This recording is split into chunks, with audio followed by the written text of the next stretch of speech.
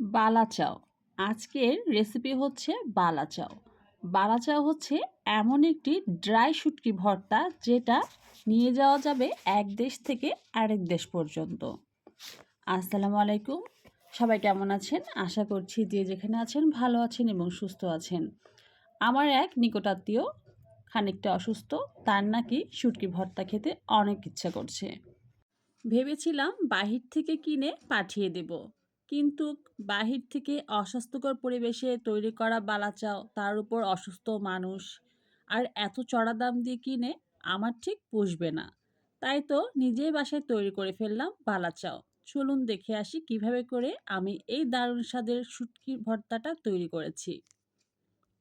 প্রথমেই আমি পেঁয়াজ কুচি নিয়েছি 1.5 কাপের মতো। সেগুলোকে খুব ভালো মতো নেড়েচেড়ে বেরেস্তা আকারে ভেজে নিতে হবে ডুবো তেলে।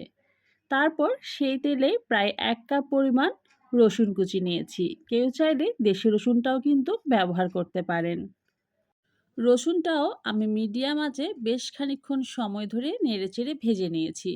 অবশ্যই খেয়াল রাখতে হবে রসুনটা যেন কোনো মতেই পুড়ে না যায়। তাই পাশে কিন্তু দাঁড়িয়ে সবগুলো উপকরণ ভেজে নিতে হবে। রসুনগুলো ওঠানোর পর আমি এখানে আগে থেকে ধুয়ে শুকিয়ে রাখা শুটকিগুলো দিয়ে দিয়েছি। এই বালাচাও তৈরি করার জন্য অবশ্যই কিন্তু ছোট চিংড়ি মাছ অর্থাৎ ছোট চিংড়ির যে শুটকিটা আছে সেটাই ব্যবহার করতে হবে।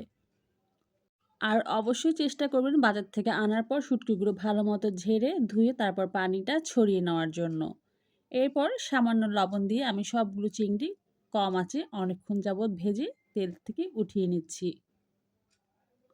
আমার সবগুলো উপকরণ কিন্তু ভাজা শেষ। আমি এখন চলে যাচ্ছি মূল প্রসেসিংয়ে। আমি ভাজার তেল থেকে সামান্য একটু তেল নিয়ে তার মাঝে দিয়ে দিচ্ছি বেশ খানিকটা মরিচের বিচি। তারপর দিয়ে দিচ্ছি হাফ চামচ পরিমাণ মরিচের গুঁড়ো আর দিচ্ছি হাফ চামচ পরিমাণ লবণ। মরিচের বিচিগুলো ভাজা হয়ে গেলে আমি কিন্তু চুলার আঁচটা বন্ধ করে দিয়েছি, যেটা সবাই আপনারাও করবেন। তা না হলে মশলা কিন্তু একদম পুড়ে যাবে। তারপর আমি এই ভেজে রাখা শুটকিগুলো দিয়ে দিচ্ছি মশলার মাঝে। আর মশলার সাথে খুব ভালো মতো নেড়ে চেড়ে নেব। নাড়ানো হয়ে গেলে আমি আগের থেকে ভেজে রাখা রসুনগুলো দিয়ে দিচ্ছি। রসুনটাও সেম প্রসেসে আবারও খুব ভালো মতো মিশিয়ে নেব আর দিয়ে দিব ভেজে রাখা বেরেস্তাগুলো। সবগুলো রসুন, পেঁয়াজ, শুটকি খুব ভালো মতো মশলার সাথে মাখিয়ে আমি দিয়ে দিচ্ছি বেশ খানিকটা চিলি ফ্লেক্স। চিলিগুলো আমি আগে কিন্তু শুকনা তাওয়ার মধ্যে টেলে নিয়েছিলাম। ব্যাস, আমার বালাচাও কিন্তু একদম রেডি। এই বালাচাওটা ঠান্ডা করে আপনি যে কোনো বয়ামে রেখে দিন ডাইনিংয়ে। কখন শেষ হয়ে যাবে আপনি কিন্তু নিজেও টের পাবেন না। বালাচাওয়ের রেসিপি কেমন লাগলো সবাই কিন্তু জানাতে ভুলবেন না। ধন্যবাদ।